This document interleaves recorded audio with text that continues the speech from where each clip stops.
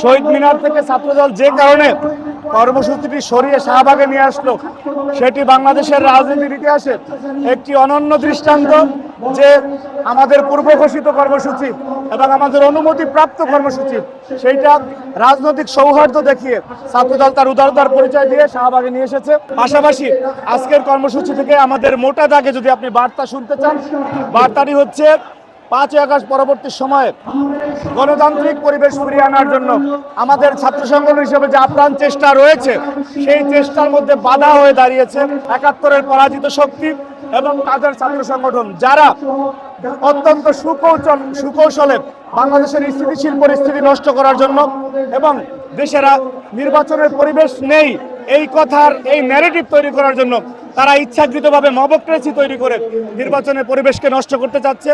বাংলাদেশের গণমানুষের নেতা বিএনপি ভারপ্রাপ্ত চেয়ারম্যান জনাব তারেক রহমান এই ষড়যন্ত্র থেকে শিক্ষার্থীদেরকে সজাগ থাকার আহ্বান জানাবেন। বান্ডেল থাকলে প্রতি সেনমানিতে টাকা বাঁচবে। বিকাশ সেনমানি বান্ডেল কিনে জিতুন প্রতি লেনদেনে।